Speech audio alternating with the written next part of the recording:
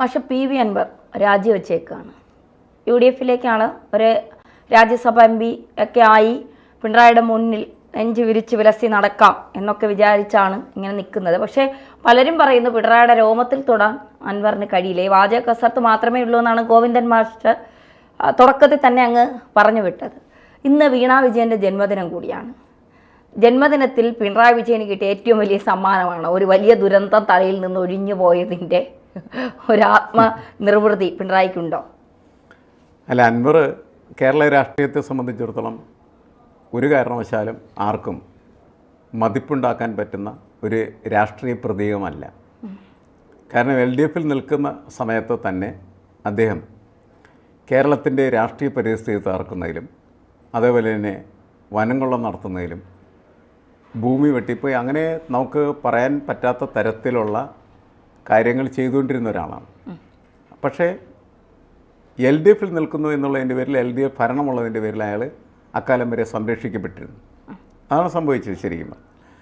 പക്ഷേ LDFിൽ തന്നെ LDFിനോട് രാഷ്ട്രീയമായിട്ട് LDFിൻ്റെ ഒരു രാഷ്ട്രീയത്തെ ഉൾക്കൊള്ളുന്ന ആളുകളൊക്കെ അന്ന് അതിശക്തമായിട്ട് ഈ അൻവറിനെ എതിർത്തിരുന്നതാണ്. പക്ഷെ അന്ന് അയാളെ സംരക്ഷിച്ചുകൊണ്ടിരുന്നത് പിണറായി വിജയനാണ്. ഈ അൻവറിനെ LDF എടുക്കാനുള്ള കാരണം എന്ന് പറയുന്നത് നിലമ്പൂർ എന്ന് പറയുന്നത് LDFിനെ സംബന്ധിച്ചിടത്തോളം ഒരു കിട്ടാക്കനിയാണ്. ഒരു കാരണവശാലും അവിടെ ജയിക്കില്ല. ആര്യാടൻ മുഹമ്മദ് എന്ന് പറയുന്ന കോൺഗ്രസിൻ്റെ അതിപ്രധാനമായിട്ടുള്ള നേതാവിൻ്റെ കീഴിൽ അമർന്നിങ്ങനെ നിൽക്കുന്ന ഒരു പ്രദേശമാണ്. UDFിലാണ്ട് മറ്റാരും അവിടെ ജയിക്കില്ല. അത് പൊളിക്കാൻ പറ്റിയ ഒരു വലിയ ബിസിനസ്സുകാരനാണ് അൻവർ. അങ്ങനെ പൊളിച്ചു. അൻവർ വന്നു, ഇവരുടെ കൂടെ നിന്നു. അൻവർ UDF നേതാക്കൾക്കെതിരെ രൂക്ഷമായിട്ടുള്ള രീതിയിൽ വിമർശനങ്ങൾ, പലതരം പ്രശ്നങ്ങളൊക്കെ സൃഷ്ടിച്ചു. സതീശൻ എന്ന പ്രതിപക്ഷ നേതാവ് വലിയ കൊള്ളക്കാരനാണെന്നും ഒരുപാട് പണം കണ്ടെയ്നറിന് കൊണ്ടുവന്നാണെന്നൊക്കെ പറഞ്ഞു യാതൊരു ബേസുമില്ലാത്ത അസംബന്ധം വിളിച്ചു പറഞ്ഞു. അതൊക്കെ കൊണ്ടുനടക്കുകയായിരുന്നു LDF. അത് കഴിഞ്ഞ് കുറച്ച് കഴിഞ്ഞപ്പോൾ LDFിനെതിരെ അയാൾ തിരിഞ്ഞു. LDFിനെതിരെ തിരിഞ്ഞപ്പോൾ അദ്ദേഹം വളരെ ശ്രദ്ധിച്ച് ചെയ്ത കാര്യം എന്താണെന്ന് വെച്ചിട്ടുണ്ടെങ്കിൽ പിണറായി വിജയനെ ആദ്യം അച്ഛനാണെന്ന് പറഞ്ഞു, കുറേ കഴിഞ്ഞ് അമ്മാച്ചനാക്കി, പിന്നെ ശത്രുവാക്കി, അത് അങ്ങനെ പരിഹസിച്ച് എല്ലാ തരത്തിലുള്ള ഉപദ്രവങ്ങളിലേക്കും എത്തി. പിണറായി ഇത് ശ്രദ്ധിച്ചില്ല എന്നുള്ളത് നമുക്കറിയാവുന്നതായിരുന്നു. അതേപോലെ തന്നെ പിണറായിയുടെ പൊളിറ്റിക്കൽ സെക്രട്ടറി ശശിക്കെതിരെ അതിശക്തമായിട്ടുള്ള ആരോപണങ്ങളൊക്കെ ഉന്നയിച്ചു. വെറുതെ ആരോപണം എന്ന് പറഞ്ഞാൽ വെറുതെ വിളിച്ചു പറയൽ മാത്രമാണ്, ഒരു തെളിവും ഇല്ല. അതുകൊണ്ടാണ് ഇക്കാലം വരെ ഒരു സംഭവം നടക്കാത്തത്. പക്ഷേ അതൊക്കെ പറയുമ്പോൾ ആളുകൾ എന്ത് ചെയ്യുമെന്ന് വെച്ചിട്ടുണ്ടെങ്കിൽ അൻവറിൻ്റെ കൂടെ ചേരാൻ കാരണം എന്താണെന്ന് വെച്ചാൽ പിണറായിയുടെ അതിശക്തമായിട്ടുള്ള ഏകാധിപത്യത്തിനെതിരെ സംസാരിക്കുന്ന ഒരാൾ എന്ന നിലയ്ക്ക് ജനങ്ങളത് സ്വീകരിക്കുകയാണ് ചെയ്തത്. അൻവറിൻ്റെ അല്ലാണ്ട് ഒരു രാഷ്ട്രീയ പ്രസക്തിയില്ല. പക്ഷേ പിണറായിക്കെതിരെ ശബ്ദിച്ചാൽ ഉടനെ പിണറായിക്കെതിരെ ശബ്ദിക്കാൻ ആഗ്രഹിക്കുന്നതായിട്ടുള്ള മുഴുവൻ ആളുകൾ എന്ത് ചെയ്യും? അതിൻ്റെ പിന്നിൽ അണിനിരക്കും. ആ അണിനിരക്കലാണ് ഒരു പ്രത്യേക ഘട്ടത്തിൽ കേരളത്തിൽ ഒരു മാസക്കാലത്തോളം വലിയ ചർച്ചയും ബഹളമൊക്കെ നടക്കുന്ന സമയത്ത് അൻവർ ഹീറോ ആയിരുന്നു. ഹീറോ ആകുന്നതിൻ്റെ കാരണം ഇതായിരുന്നു. പിന്നെ ആ ഹീറോ സീറോ ആയി. അതങ്ങനെ മാറുകയാണ് ചെയ്യുന്നത്. അപ്പോൾ ഇത് ഇങ്ങനെ പോകുന്നതിൻ്റെ ഒരു അടിസ്ഥാനം എന്താണെന്ന് വെച്ചിട്ടുണ്ടെങ്കിൽ അത് പൊളിറ്റിക്കലായിട്ട് രാഷ്ട്രീയമായിട്ട് അൻവർ ആരാണ്? അൻവർ ആരുമല്ല എന്ന് നമുക്കറിയാം. അയാൾ കച്ചവടക്കാരനെന്ന നിലക്ക് ഒരുപാട് പണം അമാസ്യനായിട്ടുള്ള കഴിവുള്ള ഒരാളാണ്. അയാളുടെ കുടുംബം നേരത്തെ കോൺഗ്രസിൻ്റെ വലിയ സ്വാതന്ത്ര്യ സമര സേനാളികളുമായിട്ട് ബന്ധപ്പെട്ടതാണെന്നൊക്കെ അയാൾ അവകാശപ്പെടുകയും അതൊക്കെ ശരിയുമായിരിക്കും. പക്ഷേ പൊളിറ്റിക്കലായിട്ട് അദ്ദേഹത്തിൻ്റെ പ്രവർത്തനം എന്താണെന്ന് വെച്ചാൽ ഈ കുറച്ച് നാൾ നടത്തിയിരിക്കുന്ന സംഭാഷണങ്ങളാണ്. നമ്മളെല്ലാ ദിവസവും TV ഇറക്കുന്ന സമയത്ത് കാണുന്നൊരു വാർത്തയാണ് അൻവർ മാധ്യമങ്ങളെ കാണുന്നു. ആരാണ് അൻവർ? ഈ മാധ്യമങ്ങൾ എന്തിനാണ് അയാളുടെ കാൽക്കൽ ഇങ്ങനെ പോയിട്ട് അവരുടെ പെട്ടിയും തൂക്കിയൊക്കെ കിടക്കുന്നത് ഞാനെപ്പോഴും ആലോചിക്കാറുണ്ട്.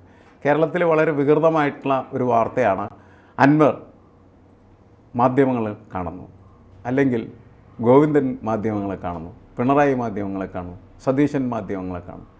എന്ത് കാര്യം ഇതൊക്കെ വലിയ വാർത്തയായിട്ട് ഇവർ കൊടുക്കേണ്ടത്? ഇവർക്ക് ജീവിക്കുന്നതിന് വേണ്ടിയിട്ട് ഇത്തരത്തിലുള്ള പ്രവർത്തനങ്ങൾ നടത്തുക എന്നുള്ളത് പ്രധാനപ്പെട്ട രീതിയായി. അതായത് മുൻകാലങ്ങളിൽ അങ്ങനെ ആയിരുന്നില്ല. മാധ്യമങ്ങളെ കാണാനായിട്ട് കഴിയുന്ന എന്നുവെച്ചാൽ അതിന് അത്രമാത്രം പ്രാധാന്യമുള്ളതായിട്ടുള്ള വ്യക്തികൾ മാധ്യമങ്ങളുടെ മുന്നിൽ വരുന്ന സമയത്ത് മാത്രം അത് വാർത്തയായിരുന്നു.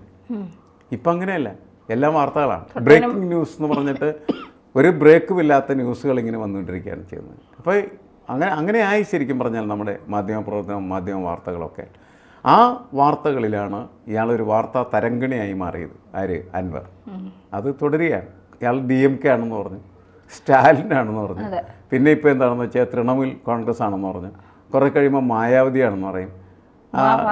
BJPയിലെ അയാൾക്ക് BJPക്കാരനാണെന്ന് അയാൾക്ക് പറയാൻ പറ്റാത്ത അയാൾ മുസ്ലിമായി പോയി, അൻവറായിപ്പോയി. അയാളുടെ പേര് മാറ്റി വേറെ എന്തെങ്കിലും ഒക്കെ കഴിഞ്ഞിട്ടുണ്ടെങ്കിൽ കുട്ടിക്കൃഷ്ണനാണ്, കുട്ടിക്കൃഷ്ണൻ മാരാർ എന്നൊക്കെ പറഞ്ഞിട്ടൊക്കെ വന്നു കഴിഞ്ഞാൽ, അല്ലെങ്കിൽ നായർ എന്നൊക്കെ പറഞ്ഞ് വന്നാൽ അയാൾക്ക് എന്തായാലും കുഴപ്പമില്ല. പുള്ളി ആദ്യം ചെയ്യേണ്ട ഗസറ്റിൽ പേര് പബ്ലിഷ് ചെയ്തിട്ട് അയാളുടെ പേര് ഒരു ഹിന്ദു നാമമാക്കി മാറ്റുക, എന്നിട്ട് BJPയിൽ ചെല്ലുക. PC ജോർജിനും BJPക്കാരെടുത്ത പോലെ അൻവറിനെയും BJP എടുക്കും. ക്രിസ്ത്യാനിയായിട്ട് BJP എടുത്ത മാരാറും മേനോനൊന്നും ഇല്ലായിരുന്നു. പക്ഷേ മുസ്ലിം അല്ലല്ലോ. കേരളത്തിലെ BJPയെ സംബന്ധിച്ചിടത്തോളം കേരളത്തിലെ BJP മുസ്ലിങ്ങളിൽ അയിത്തമാണോ? മുസ്ലിം മാത്രമാണോ അയിത്തമായിട്ട് നിൽക്കുന്നത്? അവർക്കിപ്പോൾ മുസ്ലിങ്ങളെയും അവരുടെ ചിലപ്പോൾ പേരിനൊക്കെ എടുക്കും, പക്ഷെ അൻവറിനെ എടുക്കാൻ പറ്റില്ല. അബ്ദുള്ള കുട്ടിയൊക്കെ എടുത്ത സ്ഥിതിക്ക് അങ്ങനത്തെ എന്തെങ്കിലും ഒരു അത്ഭുത പ്രവൃത്തി ഇദ്ദേഹം നടത്തിയിരുന്നെങ്കിൽ ചിലപ്പോൾ ഇദ്ദേഹത്തിന് സ്കോപ്പ് ഉണ്ടായിരുന്നു. പക്ഷേ അങ്ങനെ ഒരു തരത്തിലും സ്കോപ്പില്ലാത്ത, എന്നാൽ BJP എതിർക്കുന്ന ഒരു കഥാപാത്രമായിട്ട് അദ്ദേഹം നിൽക്കുകയാണ് ചെയ്യുന്നത്. മൊത്തത്തിൽ പറഞ്ഞ അൻവറിനെ ആർക്കും വേണ്ട.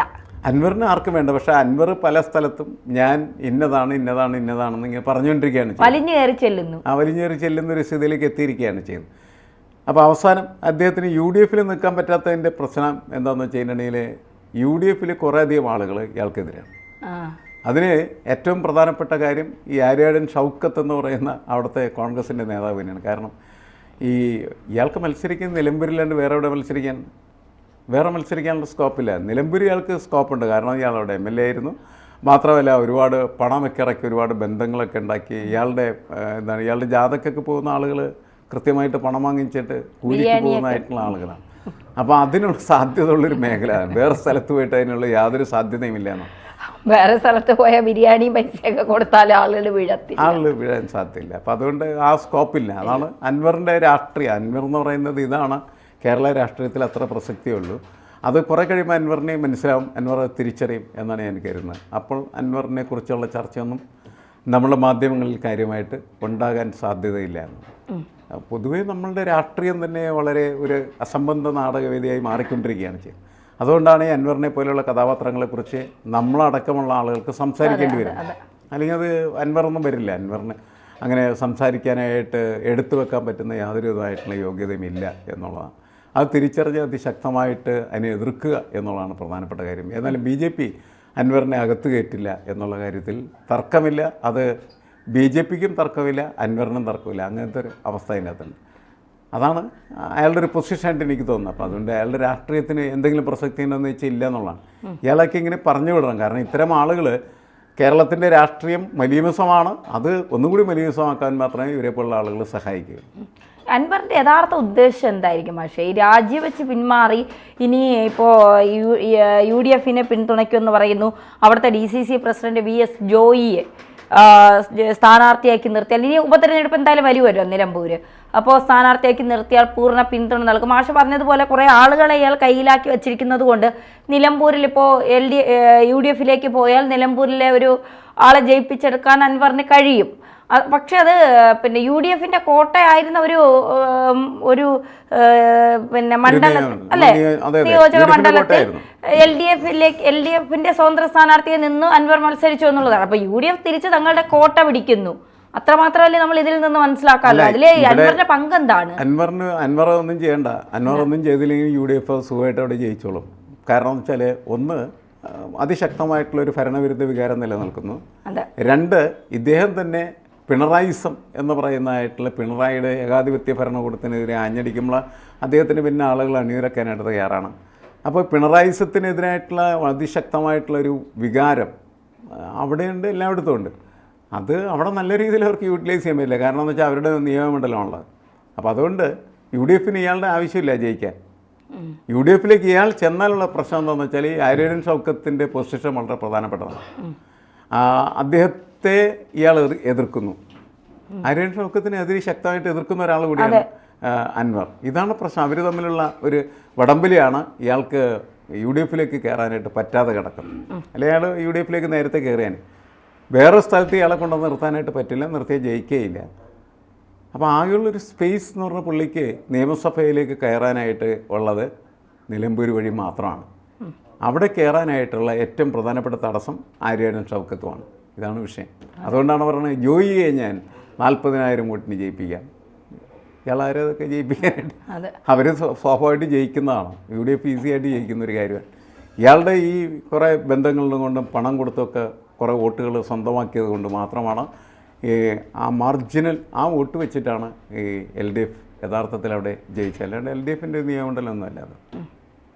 തീർച്ചയായിട്ടും അൻവറിൻ്റെ ഭാവി, രാഷ്ട്രീയ ഭാവി, കാരണം ഇനി പോവാൻ BJP മാത്രമേ ഉള്ളൂ. DMK കഴിഞ്ഞു, LDF കഴിഞ്ഞു, UDF ഇനി എടുക്കോ ഇല്ലെന്നൊന്നും അറിയില്ല. ഇപ്പോൾ മമതയുടെ ഒപ്പം ചേരുന്നു എന്ന് പറയുന്നു. അപ്പോൾ കയ്യാലപ്പുറത്തിരിക്കുന്ന തേങ്ങ പോലെ അൻവർ എങ്ങോട്ടേക്കാണ് ചായുന്നതെന്ന് നമുക്ക് കാത്തിരുന്ന് കാണാം അല്ലേ മാഷേ? ശരി.